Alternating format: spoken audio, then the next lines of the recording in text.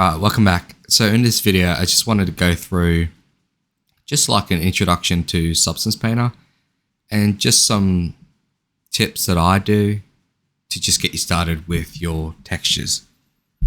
Now, what I have here is my character from the last video. I fixed up the seams up here, the UV issues that I was having. And I just wanted to, just start you off with just some basic texturing. My UI is slightly different to yours just because I don't have a lot of space. So I like to have the properties of the paint visible. I don't like to split it within this panel here because you are scrolling up and down a lot on this panel. So I've just dragged this over and made it its own. Texture sets, it's important. I don't need to look at it all the time. So before it was something like sort of by itself, I'm trying to get it to stick here or something like that on yours, but I've just taken that off and just put that to the side. So if I need to change it, which I will, we'll just jump into here and click on what we need. So we're working in a UDIM format. So just keep that in mind. If we're wanting to texture on, let's say, the tusk, I need to come into the texture sets and click tusk. Right now, I'm on the sculpture low, which is my main body, and I can texture across that. And I can texture across the full UDIMs, but I can't cross over to the eyes or the tusk. If I wanted to, I need to come into texture set and click on here. Cool thing about this is that if I want to hide anything, I can do that just by pressing the eyeball and it will hide whatever I've pressed. Layers, it's in its own sort of pane, so I can have as much verticality as I need because right now I only have a couple layers, but this probably will get quite large over time. And then texture sets, I have that on its own. I don't need to look at it all the time, but if I do, I can just press that and look at it. So the things that I'm looking at all the time are the properties as well as the layers. So I have them in its own panel. And the panel that's over here on the left, I've just moved down here. The reason I've done that is because I have a fairly small screen. So this sort of horizontal toolbar gets squished too much and I need to access the opacity and sizing and things like that. Okay, so what I like to do is paint in 3D only. So up here in the toolbar is paint in 3D only. And if I need to see the 2D or paint in the 2D, I can quickly change. A couple of things that, a couple of hotkeys that you want to familiarize yourself with is C. So C will cycle through this list, and depending on what you have set in your layers, so right now we're on base color, it'll jump straight to that. The reason being is that when we're texturing, we really want to look at this view often as opposed to this view. Now this view is great. We get to see it in a nice sort of pretty light, but it's not the thing that we should judge our textures on because the lighting is going to change when we get into Maya, and the renderer is going to change, the material is going to change. So this is giving us what it's going to look like in Substance, but it's not what it's going to look like inside Maya or something like that. And so what we want to really focus on is this. This is the actual color that we're painting. And this is what's being affected by the current light. So C is to go into this mode, and pressing C multiple times will cycle through this list. Right. To get back to materials, you can press M on the keyboard. So C and M. Okay, so another thing to keep in mind is your color picker is I. So if I'm in this list, I can scroll down and I have my colors. If I open this up and hold down I, but on my keyboard, I've changed that to Z, so it's easy for my left hand to access. We can sample a color. So sampling a color is fairly important. That's something that you do a lot. Now in Substance, we can sample anything on the screen. So if you have your PureRef up, you can sample anything on your PureRef, which is quite awesome. You can even sample this Substance Painter logo up here. Again, I've changed that to Z on the keyboard. You can come to Edit and Settings and find Shortcuts. And then somewhere around here, I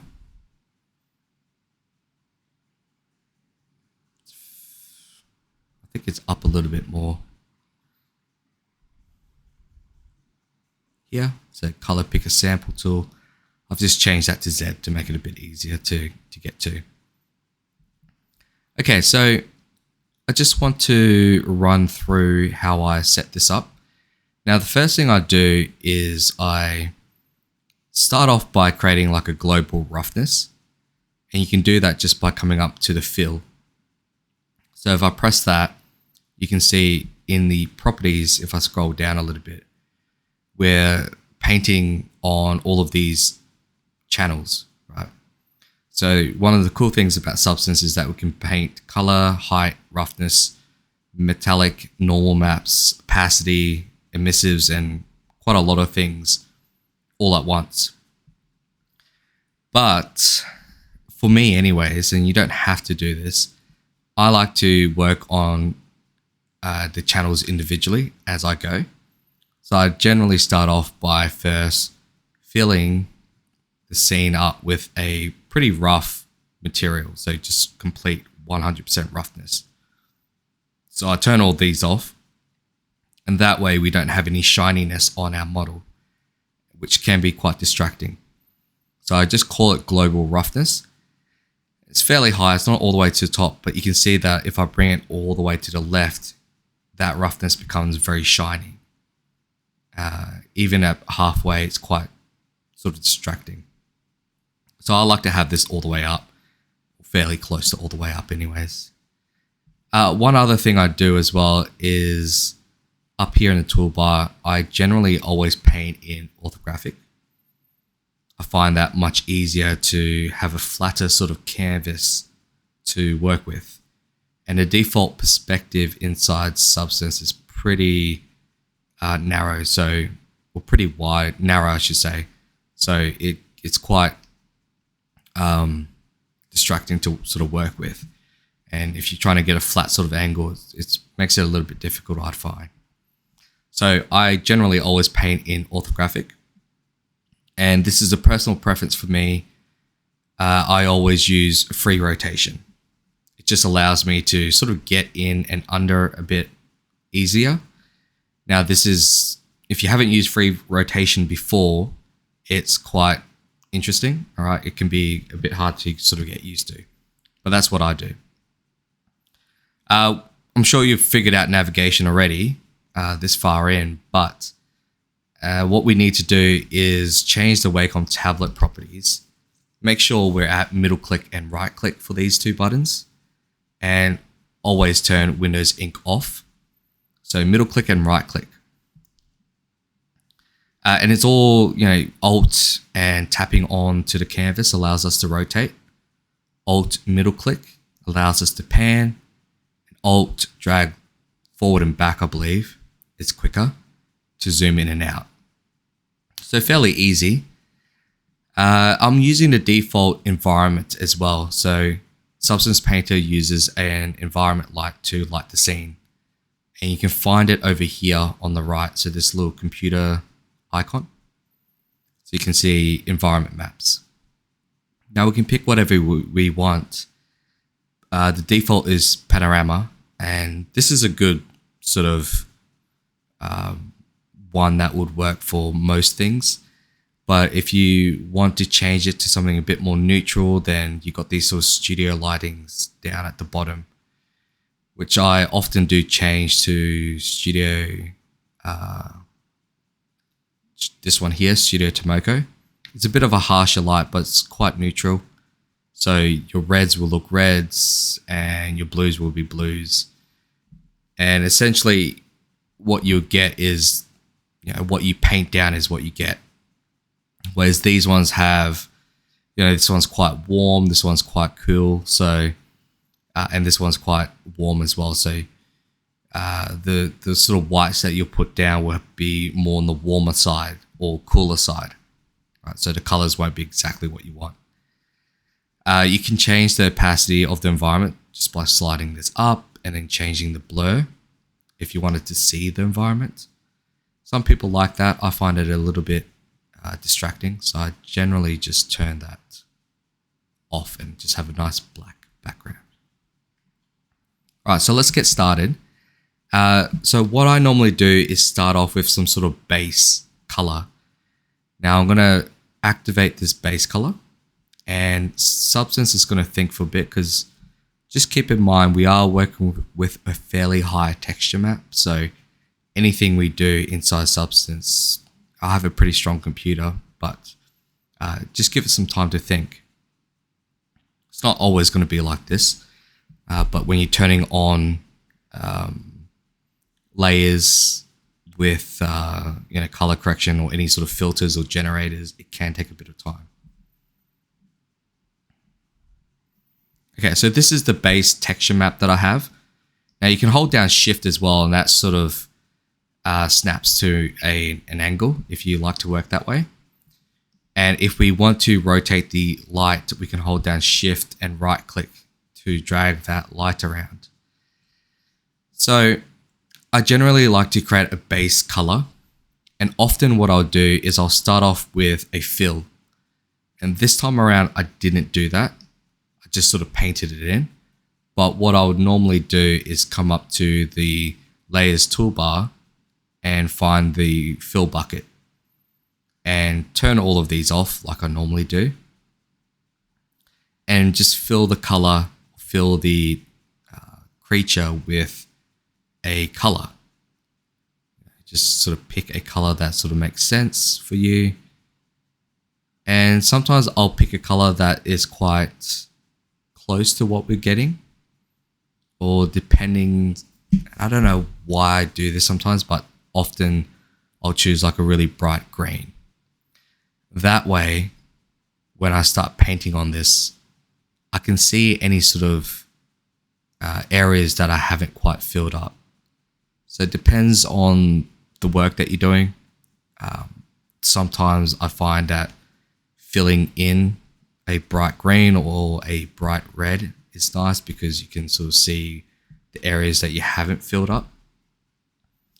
Or often the fill layer will be similar to the general sort of color that you're working with. So in my case, it was a brown. You could just change that to like a brown and sort of work with that. So you can sort of see areas here where I actually haven't filled properly when I was texture painting. So on the fingers, on the legs, there's a lot of areas that I haven't filled. So that I know I need to go back and fill that up. Okay, so you can pick whatever you want. Often you'll just choose a color that's similar to what you're going to be wanting to paint with. Right. So I'm going to delete that. And how I get to this is by using some of the brushes down here. So one of the main brushes that I use to start off with is the dirt brush. And you can find that over here. So the dirt brush is nice because it has a somewhat random look to it. And so Dirt 1. And I'll just let this load so you can see the icon. But I think Dirt 1 is nice because it has some sort of grainy grunginess to it. So it works quite well for skin, but it also has like this sort of random feel to it. So I'll just double click on this. You can see that we have the brush. So I'll go back to the brush layer, and you can create a new paint layer just by pressing this paint button here. I'll also let you know I have symmetry turned on, and you can find that in the toolbar. Just turn that on, and then you can turn this off to get rid of that red line, but symmetry will be turned on. Okay, so I like to work with the dirt brush, and I normally have all of this turned off but color at this point. And I like to layer things on top of each other, right? So work with a fairly low opacity to start off with, not too low to start off with, but somewhere around 50 or 30, somewhere around there. And when you're working with this brush, you also have this little panel here, so you can sort of see how any sort of brush sort of looks before you actually start painting. Now, what we want to do is not sample the color here. So you can press this little button and sample the color. What happens when you do that though is that you're sampling the pixel on the screen. So when you have lighting information, so if I put this into the shadow and sample that, you can see that color swatch changed because you're sampling the color as well as the lighting, as well as the roughness and height and whatever you have on there. So what you want to do is press C to go into base color. And this is just a color. There's no other information there. And then you can sample that color. Now I like to have this little panel open, this color sort of swatch. And then I can sample a color. So something like a bright color or a dark color. I normally like to fill this up with some sort of base color and then pick like a highlight.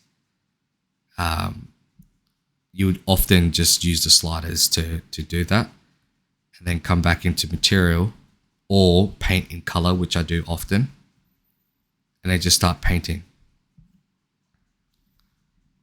So I'm using the square open and close brackets to resize the brush. You can also come up here to resize it. And I'm sort of just painting this highlight in. Now you can see I've done a bit of painting already, and it's a little bit too strong because I don't want this to be so obvious. I want it to be a nice blend. So that means my opacity is too strong. So I'm going to bring that down and then start painting. And even now it's probably too strong, so I'm going to bring that even lower, right? So areas that sort of stick out, like sort of peaks, I'm going to give it a little bit of a highlight, like this. So the belly is going to stick out, or areas that are going to be hit by the sun a bit more, I'm going to sort of give that a bit of a highlight. So over here on the shoulders, I'm sort of being a bit more random with it as well at this point. I'm not too concerned with how it sort of looks.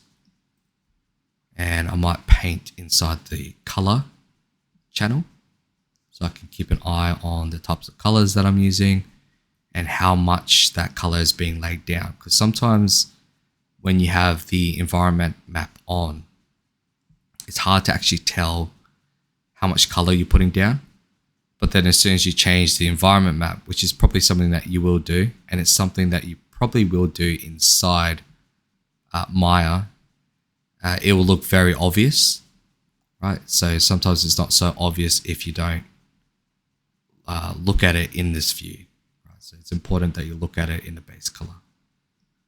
So I'll just spend some time coming into here and laying down some colors, right? Some variation of this color.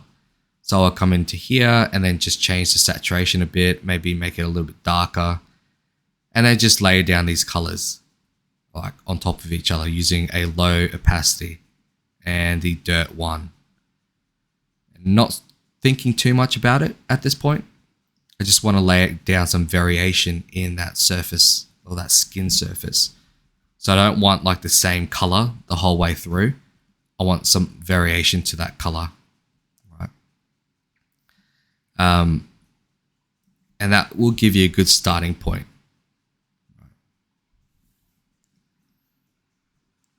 I'm also thinking about like the pattern that I want to go with.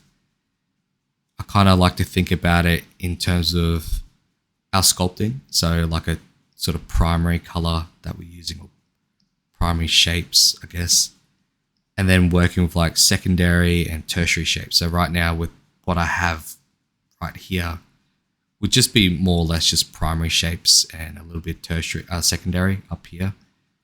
But I'm more trying to work out the actual colors that I want to go with.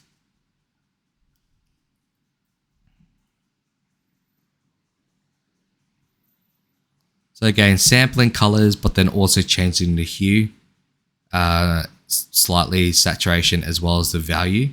So we get a lot of variation in that skin. Right. Once I'm happy with the base, what I typically do is then come into the filters and play around with things like color correction and levels to try to find something that might work. So to add a color correct, you can come into this layer, go to the layer toolbar and go to this first one, and then find filters or generators. In our case, we're looking for a filter, and then you can press this. And again, I only want this on just the color, and then you can have a bunch of filters you can work with. So what I did was add a color correct and sort of just darken things up a bit. So you can see in the shadows, I've just increased the contrast a bit more, which is probably a bit too much, but I kind of like the colors around here. I might reduce the saturation just on this area. And this over here has just gotten a bit too dark, but I do somewhat like it. So I might keep it there for now. And just do a little bit of color correction. So if I zoom out a little bit, you can sort of see the differences there. I'll probably come in here and mask this area off. So what we can do is just maybe work with a mask. I won't do that now. I'll talk about the masking up here, but we can sort of mask this area off so the color correct doesn't really affect this particular area. But overall, I'm pretty happy with that base. I'll probably come in here and refine this a lot more over time. Now, what I typically do next is work with like the cavities and the peaks. So here you can manually paint this in, or you can work with the masking. Now, masking inside, masking with texture painting in general is a very important skill. So you can see here I have the fill layer, which I've just put in this sort of darkish color. So if I take the masking off, this fill layer just completely covers the whole thing. So I have it set to multiply at a 65% fill. So this is what it would have looked like. I've changed that to a multiply where the colors underneath will start to show through. It will sort of sit over top the lighter colors, right? And I've just reduced the opacity of that fill. And then instead of painting just in these areas here, I'm going to use the masking to sort of procedurally capture the cavities of our model. So I've created a white mask. So you can come up to here and create a white mask. Now, a white mask will basically do nothing. And a black mask will get rid of everything. So what I want to do is not do anything to it. And then in your mask, you can come into the effects and then add a generator. And the generator that I'm using is a dirt generator. So you can come into here and add a generator and then click this box and find like a dirt, or you could use like a curvature. I do find for skin, dirt works really nicely.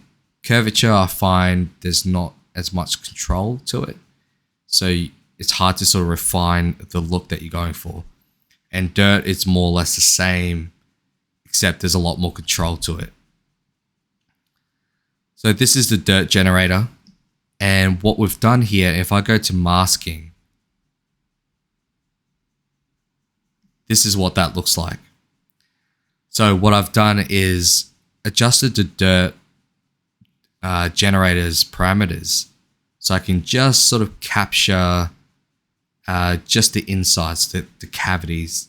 So the white bits are the parts that sort of go in, and the black bits are the parts that sort of raise out.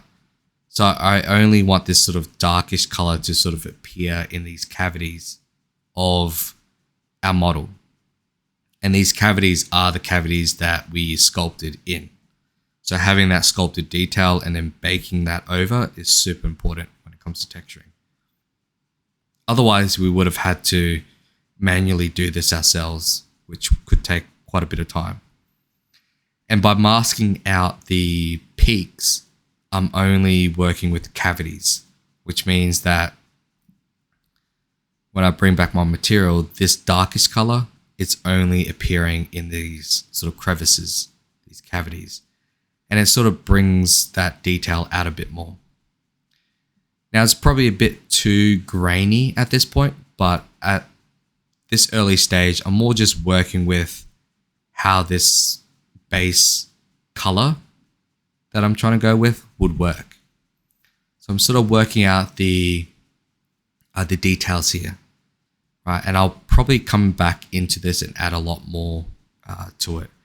Probably won't be drastic changes from this, but it will more or less refine that look a bit more.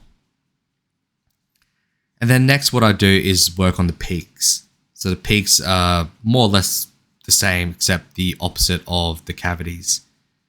Now I've picked this sort of brightish skin color, so more, you can think of it like highlights.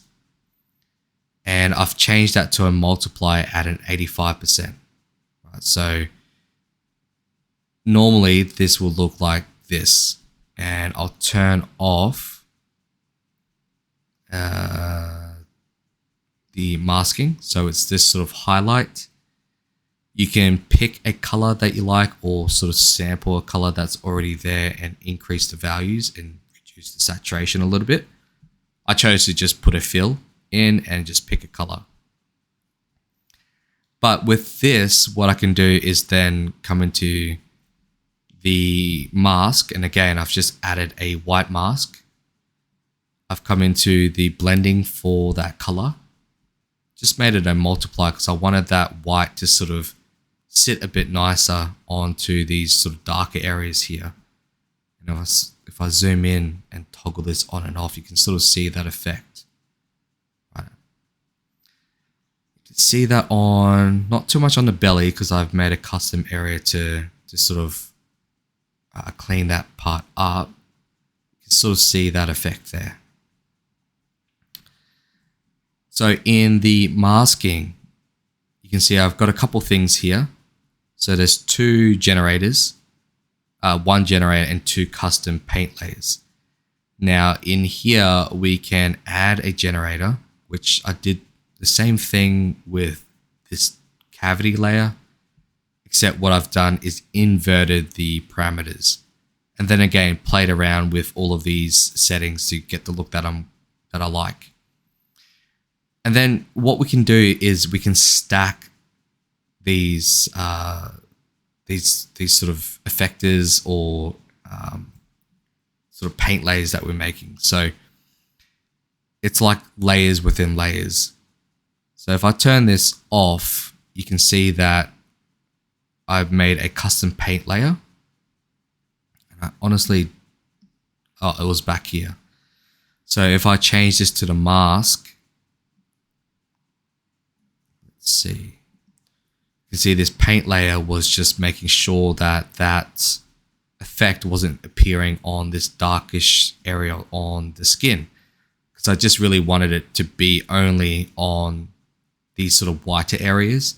And I wanted this part to be quite sort of rough and rugged. So I didn't want that effect to be there. So I used a mask to remove it. Not all completely, there's some patches there, but more or less just get rid of it, right? And then I used another custom paint layer. So you can come into here, add a paint layer to clean up these areas on the belly. So you can see I'm painting this out on the belly.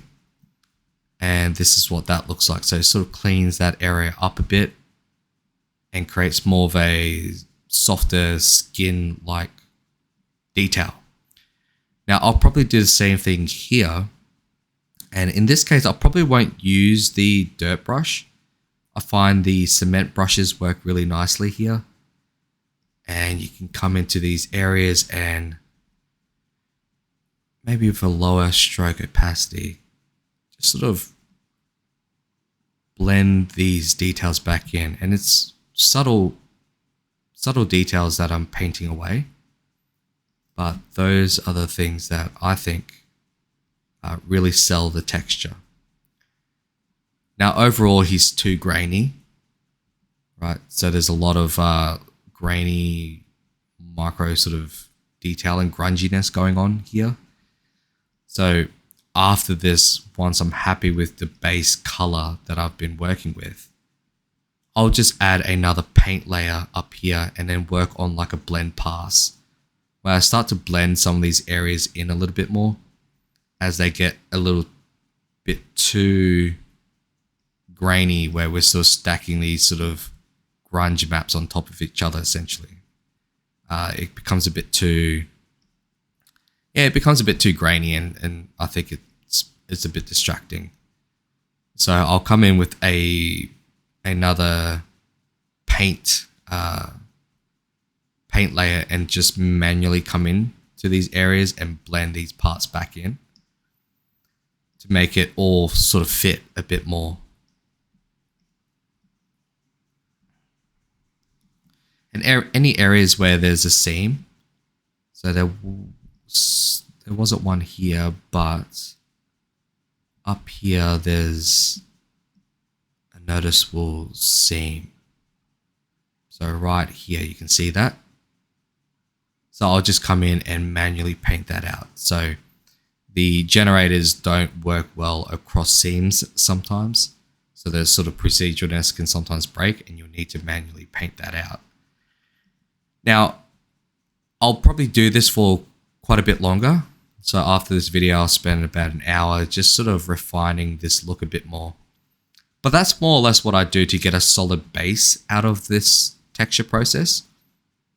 So we can, often what I'll do is render this out using the render settings. Just pick a panorama that sort of works for you. And just take a look at it to see if it's sort of heading down the right direction. Keep in mind though, like this will be quite a bit different to what it will look inside Maya. Although this looks pretty nice, it will probably look quite a bit different. So often I'll just do a render and just sort of look at it a bit and see what could sort of be improved.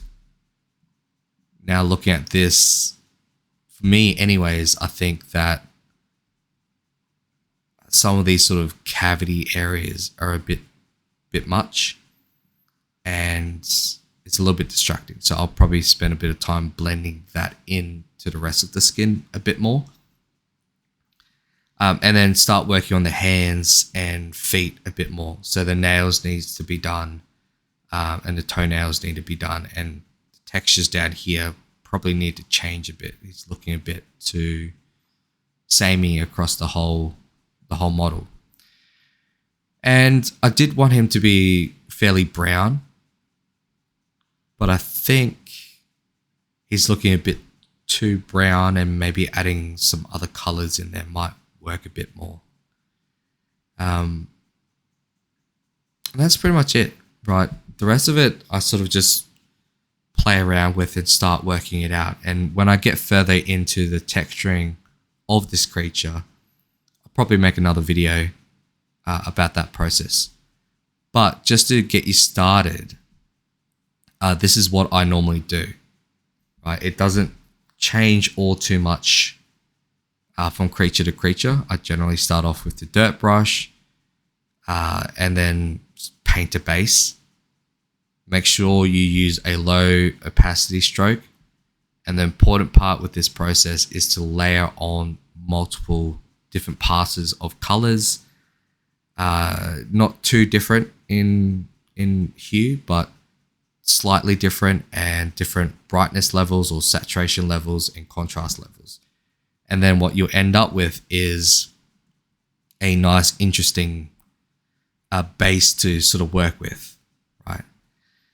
I would encourage you to explore the different brushes because there's quite a bit, and sometimes I do find myself using the dot brush a lot. I find that works pretty well. And also some of the artistic brushes are quite nice. So these ones sort of down here, some of them work pretty well. But yeah, start off with a nice base, work on some cavities and peaks, and then create another paint layer to sort of blend things together a bit more. And then over time, you'll start to work out the texture of this creature. And then later down the track, you can start focusing on smaller little tertiary shapes. Like I want to get a bit more of a pattern on the face. After I'm done with this, I want to sort of extend this sort of black skin over a bit more and get a bit more of a pattern coming into the middle of the face. But that's for later part of the process. And that's it. I'll probably see you guys in the next one.